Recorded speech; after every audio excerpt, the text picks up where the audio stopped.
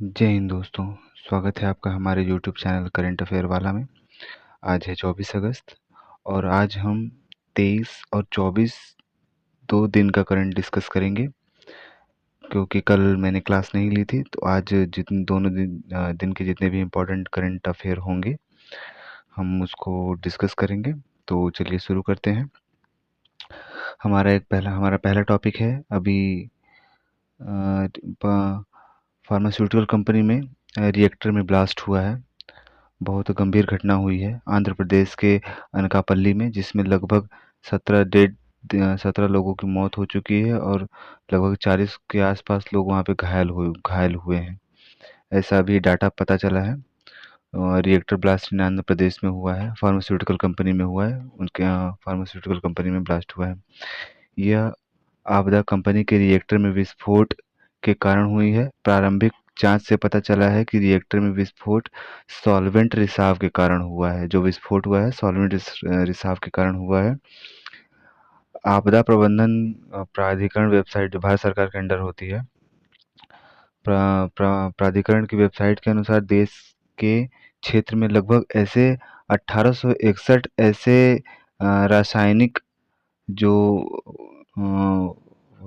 Reactors मतलब जो कंपनियां हैं उनके अंदर अब 1861 बड़ी दुर्घटना संकट इकाइयां अभी मौजूद हैं। जैसा अभी दुर्घटना हुई है वैसे ही 1861 दुर्घटना इकाइयां अभी मौजूद हैं। अभी आपदा प्रबंधन प्राधिकरण ने सूचना दी है। और पहले भारत में कौन-कौन से आपदा हो चुके हैं जो रासायनिक रिसाव के कारण, रासायनिक ब्लास्ट के कारण। 2024 में अभी हाल ही में चेन्नई में अमोनियम गैस रिसाव हुआ था। मिचोंग जब चक्रवात आया था तो उसमें पाइपलाइन फटने के कारण, मिचोंग चक्रवात के कारण पाइपलाइन जो डिस्टर्ब हुए थे उनके कारण अमोनिया अमोनिया गैस का रिसाव हुआ था। जो मिचोंग चक्रवात आए थे उसके कारण पाइपलाइन थोड़ा डिस्टर्ब हुई, उसके अमोनियम गैस का रिसाव हुआ था चेन्नई में। 2020 में विशाखापत्तनम में गैस रिसाव हुआ था एलजी एलजी पॉलीमर फैक्ट्री में। और सबसे बड़ी त्रासदी थी भोपाल गैस त्रासदी, जो मिथाइल आइसोसाइनाइड जो रिसाव हुआ था फैक्ट्री में 1984 में। तो ये प्रमुख घटनाएं थी, रासायनिक घटनाएं। तो और तो इतनी घटनाएं हो रही हैं तो भारत सरकार द्वारा उसके लिए महत्वपूर्ण कदम भी उठाए गए होंगे। तो जो महत्वपूर्ण कदम है उठाए गए हैं तो उनमें उन्हें हम देखते हैं। NDMA national disaster management authority के द्वारा जो गाइडलाइंस जारी की गई हैं, जो दिशा निर्देश जो हैं केंद्रीय मंत्रालय और राज्य प्राधिकरण को उनकी विस्तृत आपदा प्रबंधन योजनाओं की तैयारी के लिए मार्गदर्शन करते हैं। एनडीएमए के दिशा निर्देश जो देते हैं केंद्रीय मंत्रालय और राज्य प्राधिकरण को, उनकी आपदा प्रबंधन की योजनाएं उनकी कैसी है, आगे कैसी योजनाएं बनानी चाहिए, कितनी जो राज्य प्राधिकरण की योजनाएं कितनी कारगर हैं उनके मार्गदर्शन के लिए और उनमें थोड़ा अच्छा उन योजनाओं को बनाने के लिए दिशा निर्देश दिए गए हैं। और दूसरा विस्फोटक अधिनियम 1884 दुर्घटनाओं को रोकने के लिए विस्फोटकों के निर्माण, उपयोग, परिवहन और भंडारण हेतु मानदंड निर्धारित करता है। विस्फोट अधिनियम 1884 जो दुर्घटना जो हुई है, रासायनिक विस्फोट हुआ है, उसको रोकने के लिए उसकी देख रेख और भंडारण क्षमता, परिवहन, निर्माण कहाँ कहाँ कैसे कैसे हो रहा है उसको 1884 के द्वारा निरीक्षण किया जाता है। ये तो भारत स्तर पे हो गया। अब देखते हैं साहब कि वैश्विक स्तर पर क्या प्रयास किए जा रहे हैं। जो त्रासदी हुई है, जो विस्फोट होते हैं, जो रिसाव होते हैं गैसों के, तो यूनाइटेड नेशन इन्वायरमेंट प्रोग्राम जो है पर्यावरण प्रोग्राम रासायनिक दुर्घटना और तैयारी को संबोधित करते हुए एक फ्रेमवर्क प्रस्तुत किया है। फ्रेमवर्क एक जो निर्देश दिए हैं उसी के हिसाब से कैसे कैसे क्या रासायनिक दुर्घटना को कम करने के लिए क्या तैयारी किए जा सकते हैं। एनवायरनमेंट प्रोग्राम ने एक गाइडलाइंस जारी की हैं। इंटरनेशनल लेबर ऑर्गेनाइजेशन आईएलओ ने औद्योगिक दुर्घटनाओं पर रोकथाम के लिए 1993 का कन्वेंशन 1993 में कन्वेंशन हुआ था आईएलओ का औद्योगिक दुर्घटनाओं पर रोकथाम के लिए। और जो बड़ी दुर्घटनाओं की रोकथाम के लिए आईएलओ का जो कोड ऑफ प्रैक्टिस है 1991 है। तो वैसे ही वैश्विक स्तर पर और भारतीय स्तर पर कई सारे प्रयास किए गए हैं ताकि ये दुर्घटनाओं से बचा जा सके। तो चलते हैं अपने नेक्स्ट टॉपिक की तरफ। हमारा नेक्स्ट टॉपिक है fixed dose combination. Fixed dose combination क्या है? अभी हाल ही में चर्चा में इसलिए है क्योंकि अभी 156 जो फिक्स डोज कॉम्बिनेशन जो दवाइयां हैं उस पर केंद्रीय स्वास्थ्य मंत्रालय ने प्रतिबंध लगाया है। और फिक्स डोज कॉम्बिनेशन दवाइयाँ क्या होती हैं? ये 2 या 2 से अधिक ऐसी दवाइयाँ होती हैं जिसको करके एक दवाइयाँ बनाई जाती हैं। जैसे यहाँ लिखा हुआ है फिक्स डोज कॉम्बिनेशन के बारे में, 2 या 2 से अधिक दवाइयों के सामग्रियों को एक निश्चित अनुपात में मिलाकर एकल खुराक वाली दवाइयों को फिक्स डोज कॉम्बिनेशन कहा जाता है। कभी-कभी इन्हें कॉकटेल दवाइयाँ भी कही जाती हैं। मतलब जैसे ये 2 दवाइयाँ हो गई, इसको इसकी कैरेक्टरिस्टिक्स जो होती हैं उसको मर्ज करके एक दवाई बनाई जाती है। इसी को फिक्स डोज कॉम्बिनेशन दवाइयाँ कहेंगे। प्रतिबंध लगाने की वजह क्या है केंद्रीय स्वास्थ्य मंत्रालय का? इन दवाइयों का ज़्यादा दुरुपयोग किया जा रहा है और मानव स्वास्थ्य के लिए हानिकारक भी हो सकती हैं, इसलिए इस अंदेशे पे केंद्रीय स्वास्थ्य मंत्रालय ने इस पे रोक लगाया है। दवाइयों इन दवाइयों का बाजार में विकल्प उपलब्ध है। मतलब अगर ये दवाइयाँ थोड़ा अगर प्रॉब्लम भी क्रिएट कर रही हैं तो इनका जो ऑप्शन है मार्केट में मौजूद है। ताकि इन दवाइयों को ना खाकर आप इन दवाइयों को यूज़ करें ताकि आपके सेहत पे ज़्यादा प्रभाव ना पड़े। तो इन दवाइयों का जिसका ऑप्शन मौजूद है इसलिए केंद्र मंत्रालय ने 156 एफडीसीज़ एफडीसी को फिक्स्ड डोज कॉम्बिनेशन दवाइयों पर प्रतिबंध लगाया है। इससे पहले 2016 में 344 और 2023 में 14 दवाइयों पर प्रतिबंध लगा चुकी है सरकार। पहले 344 और 14 दवाइयों पे लगा चुकी है, अब 156 दवाइयों पे लगाया गया है। फिक्स डोज कॉम्बिनेशन जो दवाएँ थी, अब ये देखिए यही है, जैसे लूज़ डोज हो गए ये, इसको फिर करके इसकी कैरेक्टरिस्टिक्स जो है इनके निश्चित अनुपात में फिर इसको मिलाकर एक फिक्स डोज कॉम्बिनेशन दवाई तैयार की जाती है। यही है फिक्स डोज दवाई प्रोसेस होता है यही। फिक्स डोज कॉम्बिनेशन दवाइयों को तैयार करने का। अब इसके लाभ क्या-क्या हैं? लाभ देख लेते हैं, हानि भी देख लेंगे, पहले लाभ देख लेते हैं। यह दवाई ऐसी होती है कि जैसे आप 2-2 3-3 टैबलेट खा रहे हैं। अब फिक्स डोज कॉम्बिनेशन की दवाइयाँ जो हैं आप सिर्फ़ 1 टैबलेट खा के आप सही हो सकते हैं। तो यही फिक्स डोज टैबलेट की ख़ासियत है, इसको बीमारियों की ज़्यादा लक्षित करता है और तेज़ी से असर भी करता है। अधिक टैबलेट खाने से निजात मिलती है, जहाँ 3 तरीके की आपके अंदर बीमारी है तो आप एक ही टैबलेट खाकर में ठीक हो सकते हैं और काफ़ी असरदार भी साबित होता है। इस इन दवाइयों का उपयोग अधिकतर टीबी हो गया, मधुमेह हो गया जैसे डिज़ीज़ में किया जाता है। अधिकतर जैसे इन दवाइयों का उपयोग हो गया, खाँसी हो गया, फिर सर्दी-जुकाम हो गया, इन दवाओं का उपयोग काफ़ी किया जाता है। एक टैबलेट आप भी काफ़ी यूज़ किए होंगे, एक टैबलेट खा के आप अच्छे हो जाते हो तो फिक्स्ड जो होती है फिक्स्ड डोज़ कॉम्बिनेशन की दवाइयाँ ही होती हैं। तो इससे जुड़ी चिंताएँ क्या-क्या हैं? क्यों इस पे प्रतिबंध लगाया गया है? क्यों इसको प्रोसेस को रोक दिया गया है? तो रासायनिक साइड इफ़ेक्ट्स हो सकते हैं इसको बहुत ज़्यादा यूज़ करने से और जब आप इन दवाइयों का बहुत ज़्यादा सेवन करते हैं तो शरीर में जो एंटीबायोटिक प्रतिरोध की क्षमता होती है वो कम होने लगती है। मतलब एंटीबायोटिक प्रतिरोधक जो जैसे आप एंटीबायोटिक ले रहे हैं, ठीक है? प्रतिरोध उनका बढ़ जाता है। मतलब अगर एंटीबायोटिक आप ले रहे हैं तो फिर ज़्यादा आपके अंदर वो प्रोग्रेस नहीं कर पाएगा, वो एंटीबायोटिक आपके अंदर काम नहीं कर सकता इन दवाइयों को ज़्यादा उपयोग करने से।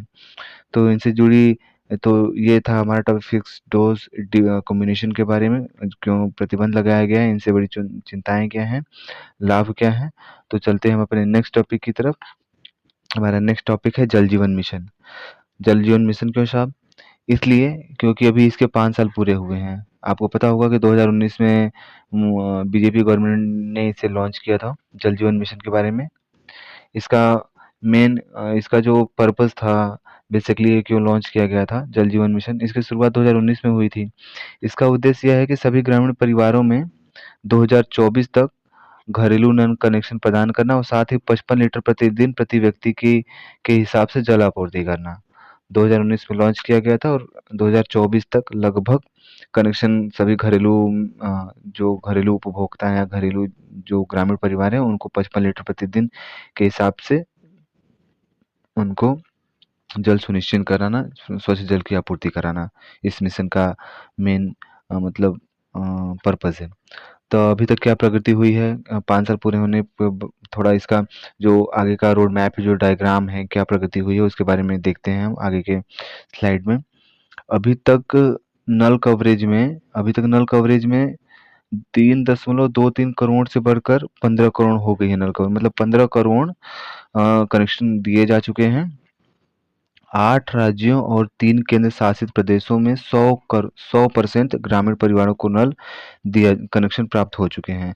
पूरे देश में 89% स्कूल और 85% आंगनवाड़ी केंद्र जो हैं, आंगनवाड़ी केंद्रों से नल से जल की आपूर्ति की जा रही है पहले से। ठीक है, 89% स्कूल, 85% आंगनवाड़ी। अगर आपको रिटन एग्जाम में लिखना हो तो आप कुछ डाटा यहाँ से यूज कर सकते हैं, जो बहुत बेनिफिशियल होंगे। तो अब तक 190 जिले जो हैं, ये है जल जीवन मिशन के घटक। ये जल जीवन मिशन के घटक हैं। इससे क्या क्या बेनिफिट्स हो सकते हैं? घर घर में जल की आपूर्ति होगी। भूजल माध्यम में जो स्रोत है उसमें स्थिरता आएगी। इसमें कौशल विकास और रोजगार, इसमें रोजगार एम्प्लॉयमेंट होगा, एम्प्लॉयमेंट बढ़ेगा यहाँ पे। पानी की गुणवत्ता अच्छी होगी, पुनर्भरण और जल संरक्षण अच्छा होगा, महिला सशक्तिकरण में को बढ़ावा मिलेगा। अब तक 190 जिले और 2.28 लाख गांवों ने हर घर जल का दर्जा प्राप्त कर लिया है। 190 जिले और 2.28 लाख गांव ने। इसका नोडल मंत्रालय केंद्रीय जल शक्ति मंत्रालय है और ये पूरी तरीके से केंद्र प्रायोजित योजना है। तो ये रहा 5 साल अभी पूरा हुआ है उसके बारे में था। तो चलते हैं अपने नेक्स्ट टॉपिक की तरफ। नेक्स्ट टॉपिक हमारा है कंपटीशन कमीशन ऑफ इंडिया, भारतीय प्रतिस्पर्धा आयोग। ये चर्चा में क्यों है? क्योंकि अभी जो रिलायंस का जो जियो सिनेमा है, इसको और डिज्नी को मर्ज करने की बात हो रही थी, डिज्नी को मर्ज करने के लिए। और वर्थ था $8.5 बिलियन। इस $8.5 बिलियन में मर्ज करने की बात हो रही थी। और मर्ज होने के बाद डिज्नी को जियो सिनेमा में मर्ज किया जाता और जियो सिनेमा है उस पे प्रसारण होता। तो भारतीय प्रतिस्पर्धा आयोग ने डिज्नी के विलय पर आपत्ति प्रकट की है। क्यों प्रकट की है साहब, आगे देखते हैं। तो हाल ही में कंपटीशन कमीशन ऑफ इंडिया ने डिज्नी और जियो सिनेमा, जो मालिक है इसका रिलायंस जियो सिनेमा का, 8.5 बिलियन के मर्ज पर आपत्ति जताई है, क्योंकि इसके मर्ज होने से क्रिकेट प्रसारण में बाजार में मोनोपोली और एकाधिकार बढ़ने की संभावना है। इसीलिए सीसीआई ने इसके मर्ज पे अभी रोक लगाई है। तो भारतीय प्रतिस्पर्धा संशोधन अधिनियम के 2023 के अनुसार जब सीसीआई को किसी विलय से प्रतिस्पर्धा पर प्रतिकूल प्रभाव लगेगा कि प्रतिस्पर्धा में कमी आएगी या उसमें एकाधिकार बढ़ सकता है, किसी कंपनी की मोनोपोली बढ़ सकती है, तो उस पे सीसीआई आपत्ति लगाकर उसके मर्ज को रोक सकता है। सीसीआई 2023 के अधिनियम के बाद इसके पावर दिया गया है।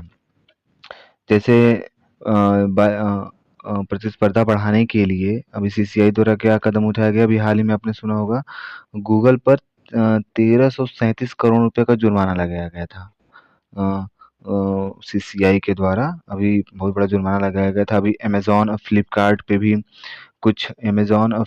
पे भी थोड़ा सीसीआई का थोड़ा ध्यान जा रहा है। तो ऐसे ही कंपटीशन बढ़ाने का कार्य करता है ताकि उपभोक्ताओं को लाभ मिल सके। तो अगर मर्ज हो रहा है, अगर मार्केट में किसी एक कंपनी का मोनोपोली या किसी दो कंपनी का मोनोपोली हो रही है, तो उससे बाजार में अगर प्रतिस्पर्धा कम होगी तो उससे हानि क्या हो सकती है? तो बाजार में प्रतिस्पर्धा की कमी से उत्पन्न वाली समस्याएं क्या हो सकती हैं? बाजार में प्रतिस्पर्धा की कमी से कंपनियों का एकाधिकार हो सकता है, जिससे उपभोक्ताओं को समस्या हो सकती है। डेफिनेटली अगर एकाधिकार होगा तो मनमाना जितना रेट चाहे उतना बढ़ा सकते हैं। और अगर सामने अगर कोई कंपटीशन करने वाला मार्केट नहीं है, तो हम जितना चाहे, अगर हमारा एक प्रोडक्ट है, अगर जैसे मान लीजिए हमारा एक प्रोडक्ट है, अगर सामने कोई कंपनी है या 2-3 दुकानदार हैं, या दुकान के मान समझिए, अगर 2-3 दुकानदार हैं, अगर मेरा ₹10 का सामान है, अगर वो चाहे तो वो 8 का भी कर सकते हैं, तो मैं भी उसमें कंपटीशन में चलिए 8 का भी मैं बेच सकता हूँ, ये 7 का कर दिया तो 7। अगर ये सब अगर एक ही कंपनी हो जाए तो वो जब चाहे जितना चाहे वो 10 था उसको 20 भी कर सकती है और आदमी कुछ नहीं कर सकता है। तो अगर प्रतिस्पर्धा नहीं होगी तो मोनोपोली बहुत ज़्यादा बढ़ जाएगी, जिससे उपभोक्ता जो होंगे या जो लोग होंगे उनको बहुत प्रॉब्लम क्रिएट हो सकता है और बाजार में जो नवाचार का प्रभाव भी पड़ सकता है, कमी आएगी, नवाचार में कमी आएगी।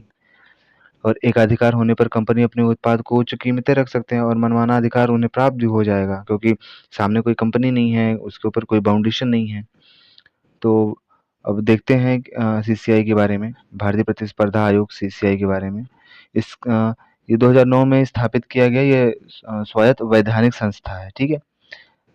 वैधानिक संस्था है, संवैधानिक नहीं है, इसको ध्यान दीजिएगा ये टर्म। वैधानिक संस्था है, इसे 2002 में प्रतिस्पर्धा अधिनियम के तहत स्थापित किया गया था। यह बाजार में प्रतिस्पर्धा बढ़ाने का कार्य करता है, ठीक है। ये जो ये सीसीआई के बारे में है। तो चलते हैं अपने नेक्स्ट टॉपिक की तरफ। हमारा नेक्स्ट टॉपिक है smart laboratory on clean river.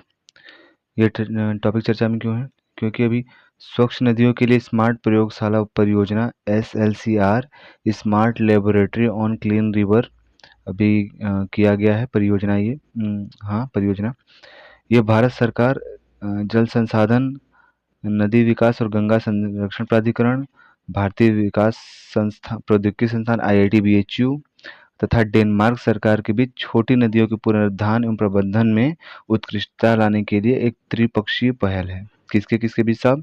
IIT BHU के बीच और भारत नदी विकास प्राधिकरण, गंगा संरक्षण विभाग और IIT BHU और डेनमार्क के बीच, ये तीनों के बीच पहल है ये, छोटी नदियों को पुनरुद्धार के लिए और उसमें उत्कृष्टता लाने के लिए। क्या नाम है इसका? Smart laboratory on cleaning river.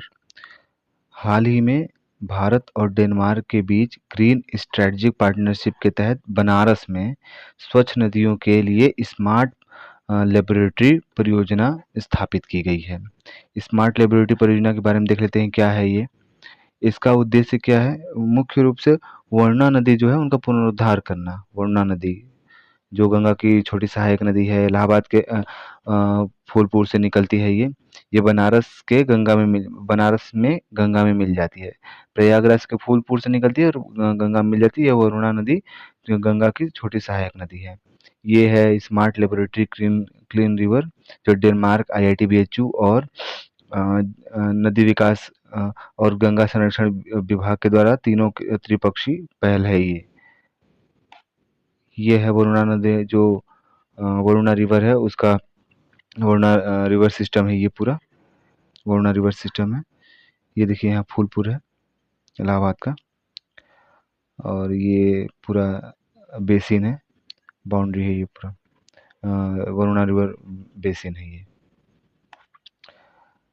तो देखते हैं क्या है आगे, इनमें क्या है। SLCR के तहत IIT BHU में एक हाइब्रिड लैब और वरुणा नदी पर एक ऑन-फील्ड लिविंग लैब स्थापित किया जाएगा। IIT BHU में हाइब्रिड लैब और वरुणा नदी में ऑन-फील्ड लिविंग लैब स्थापित किए जाएंगे। SLRC का घटक क्या-क्या है? नदी बेसिन में जल का विश्लेषण करना और डिसीजन सपोर्ट सिस्टम डेवलप करना। डिसीजन सपोर्ट सिस्टम डेवलप करना, नदी का विश्लेषण करना, निकलने वाले जो निकलने वाले प्रदूषक होंगे उनको निर्धारित करना और फिंगरप्रिंट का विश्लेषण करना। वरुणा नदी में पुनर्जलभरण करना और बेस फ्लो, उसको फ्लो को बढ़ाना, उसके जल भरण है उसको, जो जल की कमी है उसको उस जल की कमी को पूरा करना SLRC का प्रमुख घटक है। तो चलते हैं अपने नेक्स्ट टॉपिक की तरफ। हमारा नेक्स्ट टॉपिक है वाटर स्पाउट। ये अभी काफ़ी हॉट टॉपिक से काफ़ी चर्चा में है, क्योंकि अभी हाल ही में जो सिसिली द्वीप है इटली का, अभी डायग्राम नहीं लगा पाया हूँ, भूल गया हूँ, तो आप लोग इटली का सिसिली द्वीप देख लीजिएगा, वहाँ वाटर स्पाउट की घटना हुई है। क्या है साहब इसमें? इसमें कुल 22 लोग सवार थे एक यॉट में, एक लग्जरी यॉट होती है, मतलब महंगी नाव जिसको कह सकते हैं आप। 22 लोग उस यॉट पर सवार थे, जिसमें 6 लापता हो गए हैं और कुछ की मृत्यु हो गई है।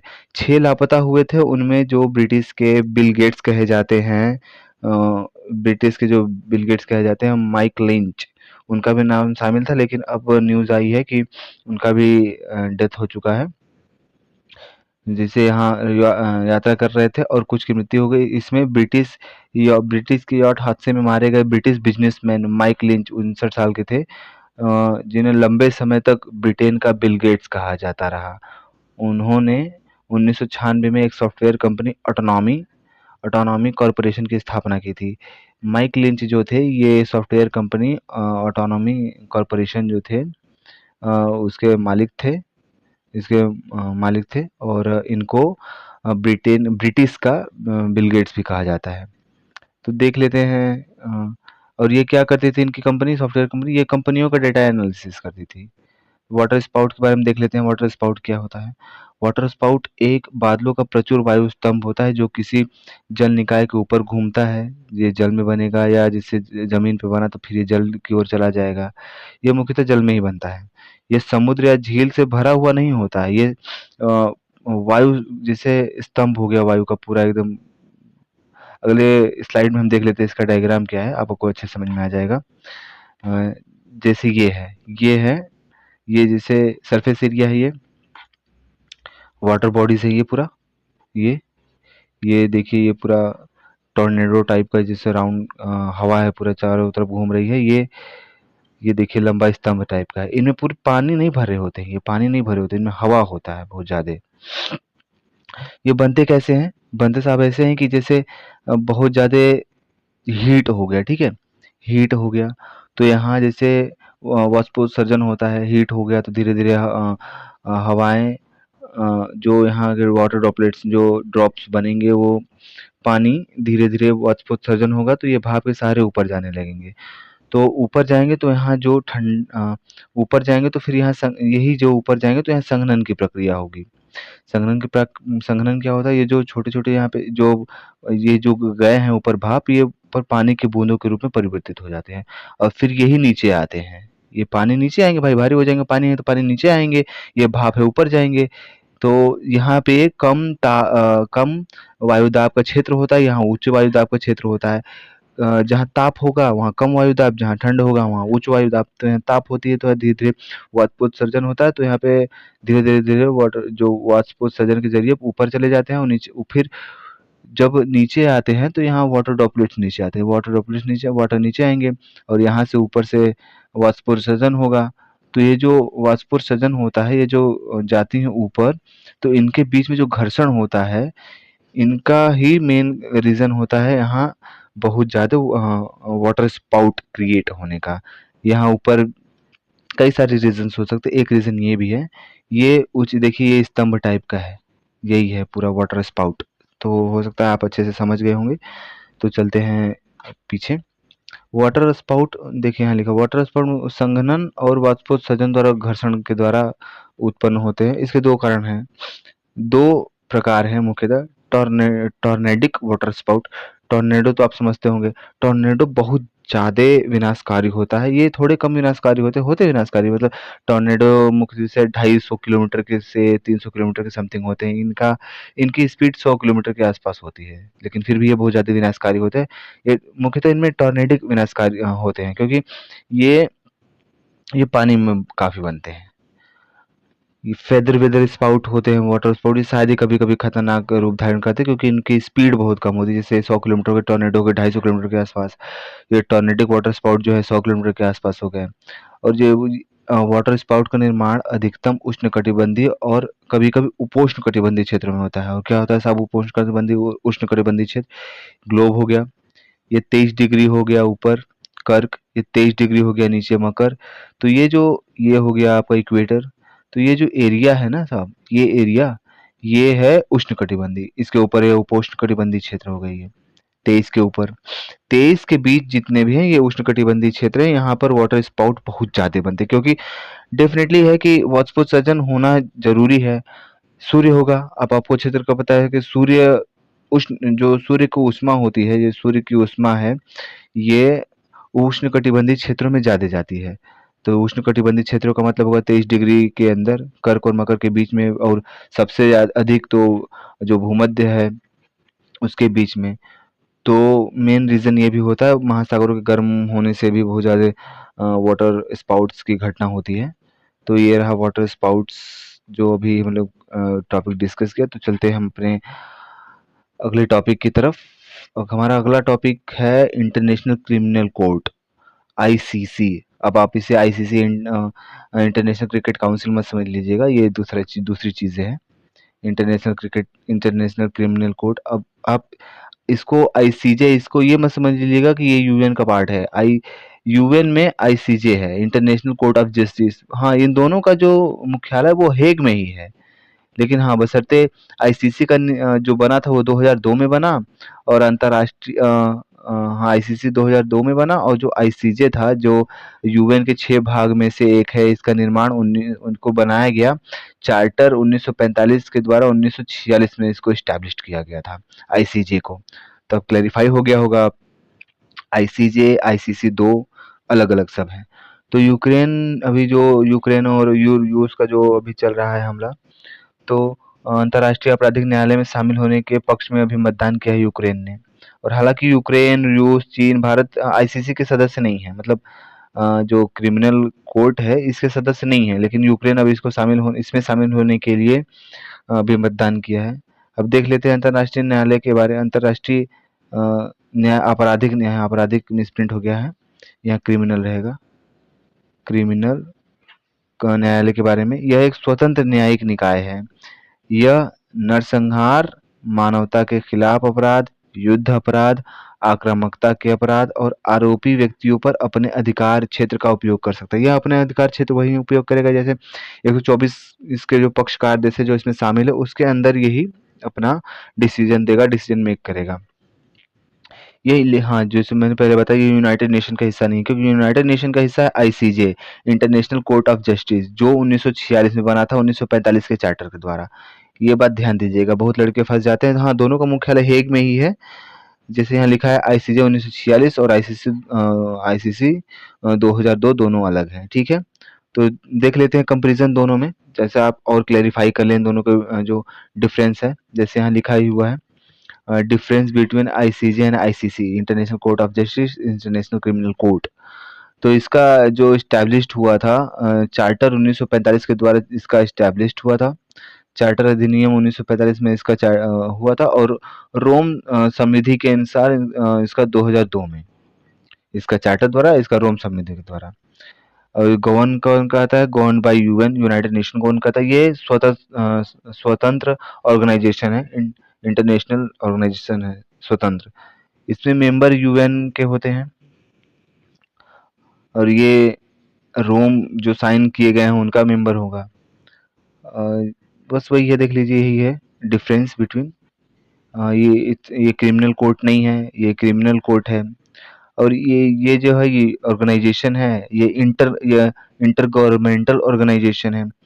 ये एक व्यक्ति के प्रति, जिसे कोई एक है, तो एक व्यक्ति के प्रति ये मुकदमा नहीं चला सकता, नहीं चलाता है। और ये किसी एक व्यक्ति हो, चाहे एक देश हो, चाहे एक ग्रुप हो, उनको दोषी करार दे सकता है इंटरनेशनल क्रिमिनल कोर्ट। ये एक बेसिक डिफरेंस है इन दोनों के बीच में। ये एक व्यक्ति के लिए मुकदमा नहीं कर चलाता है, ये एक व्यक्ति पर भी मुकदमा चला सकता है। आईसीसी और आईसीजे में बेसिक डिफरेंस ये है। तो आज तो 23 और 24 दो डेट के जो करंट थे हमने अभी डिस्कस किया। तो अभी आप प्लीज़ इस यूट्यूब चैनल को सब्सक्राइब कर लें, और बेल और नोटिफिकेशन को ऑन कर लें, और इसको और शेयर करें, ताकि और आने वाले वीडियोस की जानकारी आपको मिलती रहे। तो फिर मिलते हैं next day, next topic, next current के साथ। तो चलते हैं।